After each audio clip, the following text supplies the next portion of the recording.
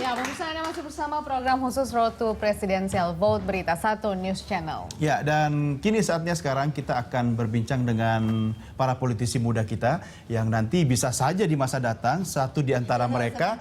Kalau bilang polisi muda, matanya jangan ke Mas Tantowi. Saya ralat politisi muda kita, ya kan? Soalnya dia gini-gini terus. Aduh. Itu kegeeran aja. Ini tertipu dia. Salaman Mas, salaman Mas. Ya. Cia koalisi nih. Kalau begini kan asik gitu. Iya, jadi tentunya juga senang gitu Iya. ya. lihatnya. Kamu jangan dari tadi politisi-politisi aja gitu. Tuh kan saya yang salah, padahal saya katanya wasitnya hari ini apa ya. Nah sekarang begini nih, Bang Martin dulu nih. Kalau misalnya Pak Jokowi jadi presiden, kemudian Pak JK jadi wakil presiden, itu kan sudah memaparkan visi misi tuh dalam debat capres-capres 5 kali itu. Bagaimana kira-kira presiden dan wakil presiden terpilih itu bisa merealisasikan visi misinya dengan dikawal oleh publik. Publik ini bukan cuma yang pro ya, tapi juga yang ada di seberang sana. Apakah ada yang menjadi prioritas utama begitu setelah terpilih nanti begitu? Ya, prioritas utama tentu bagi Pak Jokowi dan JK menyusun kabinet kerja yang baik ya, yang bagus. Dan saya pikir beliau berdua akan memiliki kemerdekaan yang sangat besar untuk bisa menyusun, ya kalau kita mau katakan the dreaming team itu. Karena memang siapa? ya karena memang koalisi yang dibangun oleh Pak Jokowi dan Pak Yusuf Kalla tidak ada kesepakatan apapun di awal tentang bagi-bagi kursi atau bagi-bagi jabatan atau apapun namanya ya. Kalau gitu kenapa nggak susun aja dari sekarang kabinet bayangan? Saya kira kita melihat mana lagi tokoh-tokoh yang mungkin atau individu-individu yang mampu untuk bisa bekerja. Sekarang ini kan kompetisi masih sangat ketat ya. Mungkin teman-teman yang juga ada kemampuan untuk menduduki jabatan itu masih katakanlah ibu pakeu atau apapun. Saya pikir lebih bagus setelah terpilih punya waktu yang cukup baik dan tidak akan diganggu-ganggu oleh siapapun, bisa menyusun kabinet yang baik. Ya. Jadi misalnya kalau Mbak Rike ini dari PDI Perjuangan, saya dari Partai Nasdem, saya bisa pastikan Nasdem juga nggak akan cawe-cawe urusan apa. Pokoknya Pak Jokowi bikin kabinet yang bagus, pastikan program-programnya kerja. Kalau jadi menteri, pengen jadi menteri apa? Nggak, kita tidak ingin bicara seperti itu. Jadi menurut kami ini kita berjuang dulu lah. Kita nggak mau mengandai-ngandai ini mau bagi-bagi. Belum Kursi. apa-apa udah ngeributin menteri. Malu sama rakyat lah. Enggak, kalau nggak mau Ya. saya bersedia. Ya boleh, bisa aja. Nanti dikira Boleh. pencitraan lagi nih, disiarkan Enggak, nasional. bisa aja. Tetapi inilah uniknya Pilpres kali ini. Bagaimana kedua belah pihak bertarung untuk bagaimana keputusan besok 9 April dan sampai 9 selesai Juli. 9 Juli dan sampai selesai hasil penghitungan. Kayaknya Pileknya nggak sudah selesai. pileknya berkesan sekali kayaknya. Berkesan banget.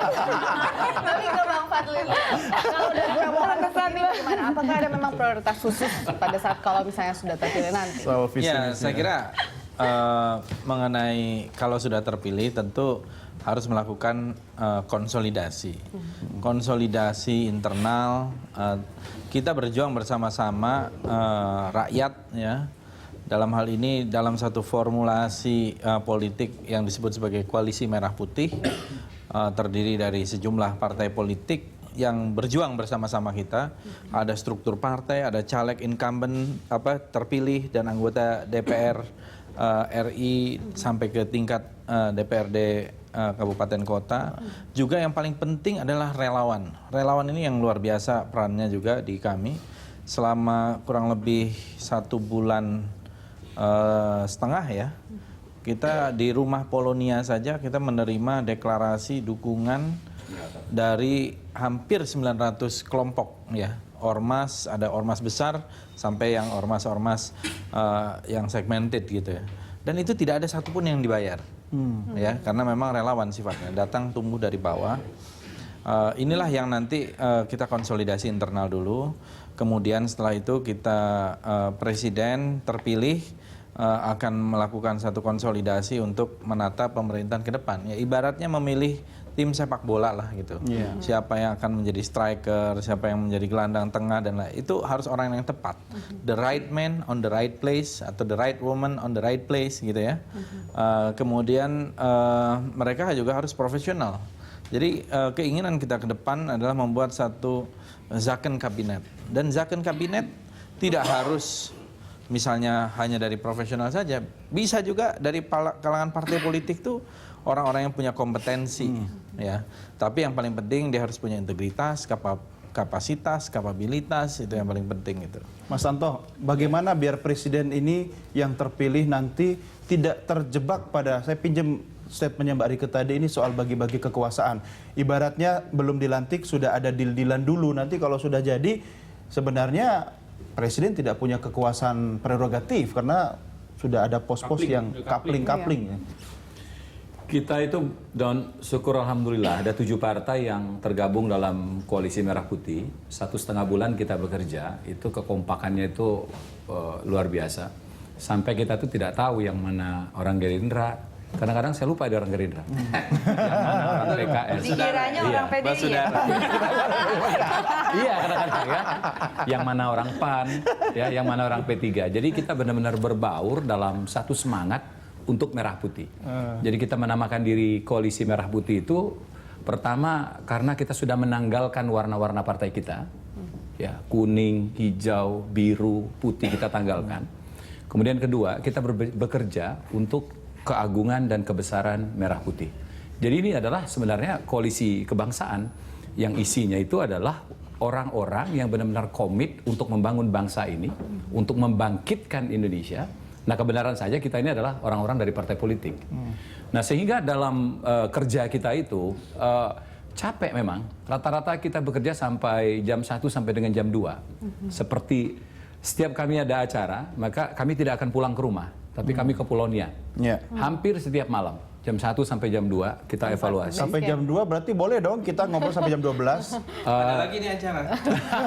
Masih ada lagi acara. Aduh. Nah jadi V, semangat itu yang membuat kurang tidur, ya, capek, itu nggak terasa. Karena kita mempunyai tekad yang sama. Nah berangkat dari modalitas ini, sampai sekarang ya kita tidak pernah berbicara coupling. Kita tidak pernah berbicara bagaimana postur kabinet yang akan dibangun oleh Pak Prabowo dan Pak Hatta. Jadi kita serahkan semua kepada mereka berdua itu yang Termasuk pemimpin-pemimpin partai yang berkoalisi. tidak ada. Jadi benar-benar kami itu membagi tugas sesuai dengan kemampuan kami masing-masing. Ada partai-partai tertentu yang tidak terlihat memang di publik karena tugasnya memang tidak muncul di publik. Tugasnya adalah tugas lain, ya kan? Ada Serangan beberapa fajar ya? Tugasnya serangan fajar gitu. Nggak kelihatan. Kalau fajar itu terlalu rame, malam aja deh. Kalau bisa katanya gini, kalau ada serangan fajar boleh tapi sebelum imsak ya. Ya, saya boleh tambah. Boleh. Jadi ada hal yang menurut kita juga penting ya. Sepakat bahwa tidak bisa ini udah keterlibatan rakyat begitu besar, lalu kita partai-partai politik yang ada berkoalisi ini, lalu belum apa-apa sudah ribut, bagi-bagi kue kekuasaan dan sebagainya. Yang akan kami lakukan tentu saja adalah memastikan program itu dijalankan. Ada 9 piagam perjuangan yang ditandatangani oleh Pak Jokowi, ya, dan itu menjadi sebuah catatan penting. Bukan hanya bagi pemerintahan ke depan seandainya kita dipercaya calon kita Pak Jokowi dan Pak Yusuf Kala dipercaya oleh rakyat. Namun ini juga menjadi PR bagi rakyat khususnya mereka yang terkait. Saya ambil contoh misalnya untuk penyandang disabilitas.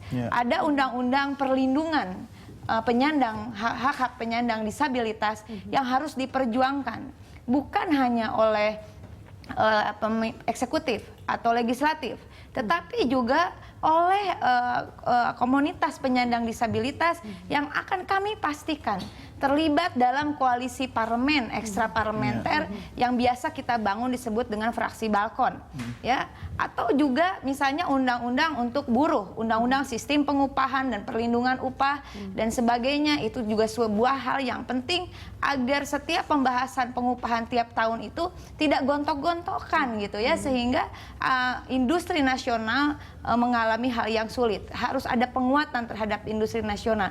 Ini juga kita akan libatkan mereka mereka bukan hanya supaya membantu ini anak-anak muda nggak dibayar nih, dia kreatif sekali. Kalau ini semua. mudah beneran ya. Ya, maaf Mas, saya nggak nunjuk. Jadi ini dipastikan akan keterlibatan misalnya juga undang-undang tentang kebidanan, keperawatan, tenaga kesehatan yang memastikan status kerja tenaga kesehatan. Kami ingin mengingatkan relawan ini harus terlibat. Bahkan kita yang akan mendorong mereka terlibat dalam keputusan-keputusan politik. Saat ini baru saja kita bisa keputusan politik yang terbuka untuk umum itu terkait dengan legislasi ya Mas ya, dengan undang-undang.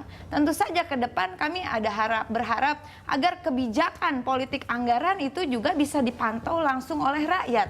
Sehingga uang rakyat itu betul-betul terpantau oleh rakyat.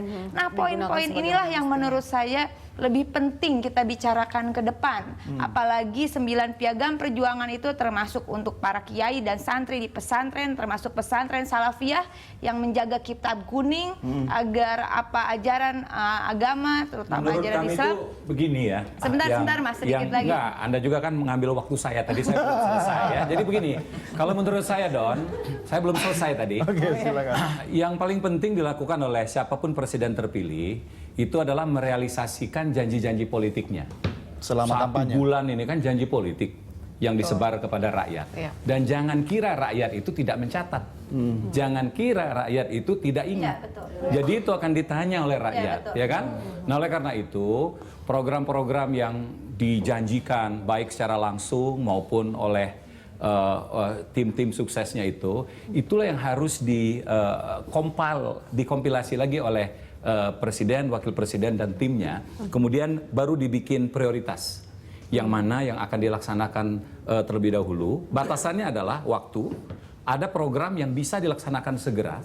Ada program yang mungkin baru dibangun pada pemerintahan sekarang, tapi itu buahnya akan dirasakan oleh pemerintahan berikutnya. Nah, batasan kedua adalah anggaran. Jangan lupa, anggaran kita itu kalau APBN cuma 1.800 triliun. 70% itu berasal dari pajak. Kalau semua program yang kita umbar itu menyusunya, mohon maaf ya, menyusunya kepada APBN, tidak akan bisa dilaksanakan. Oleh karena itu harus ada sumber-sumber lain di luar APBN yang bisa menjamin bahwa pemerintahan terpilih itu akan bisa melaksanakan program-program tersebut. Nah, oleh karena itu, ini bukan kampanye ya. Yang paling penting pemerintahan berikutnya, apakah pemerintahan Pak Jokowi JK, apakah Prabowo Hatta, adalah nutup kebocoran ini. Karena kebocoran inilah apabila kita tutup, itu bisa menjadi tambahan pembiayaan di luar APBN. APBN kita ya. Kalau APBN saja 1.800 triliun, dengan alokasi 20% untuk bayar hutang, 20% untuk pendidikan, 20% kemudian untuk segala macam, nggak bakal dilaksanakan. Tapi Silakan lanjutkan Bu. Apakah bukan, ini juga penting ya, bahwa ada tambahan sumber anggaran baru, itu jelas penting. Saya sepakat bahwa jangan terjadi lagi korupsi, ya. Tetapi apakah semua keputusan anggaran itu memang bukan jadi tambahan untuk APBN kita? Ya, bukan, saya agak bingung ya, apakah di luar APBN atau itu harus masuk ke dalam APBN kita. Karena di luar APBN seperti misalnya laporan BPK Migas laporan BPK 2012 ya, nanti bisa dibuka lagi kita sama-sama. Ada potensi indikasi digunakannya keuntungan sektor hulu migas sekian ratus triliun tanpa mekanisme pembahasan APBN. Ini yang jangan sampai terjadi lagi. Bahwa sepakat ya, harus ada tambahan untuk anggaran kita, tapi semua itu harus masuk ke dalam dikontrol dalam APBN.